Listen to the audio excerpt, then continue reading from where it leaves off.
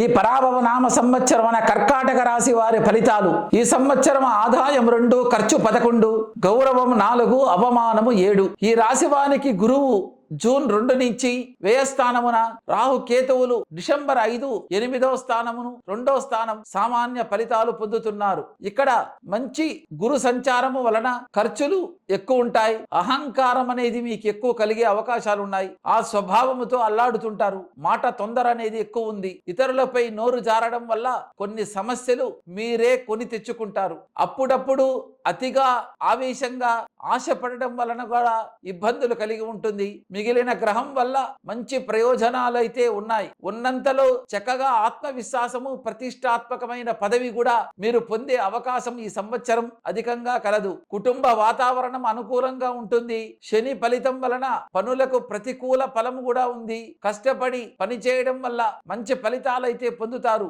గురు శుక్రులు సంచారం వల్ల అధిక శ్రమ ఉంటుంది. ఉదరము, కాలేయ వ్యాధులు కలిగే అవకాశాలు ఉన్నాయి. అట్లే మీరు రాగి చెట్టు ప్రదక్షిణం చాలా మంచిది. సోమవారం నాడు రాగి చెట్టుని 11 సార్లు ప్రదక్షిణం చేస్తే దోషం తొలగుతుంది. డిసెంబర్ వరకు రాహుకేతువులు 8, 2 స్థానమున సామాన్య ఫలితాలు ఉంది. ఆదాయానికి మించిన ఖర్చులు ఉండొచ్చు.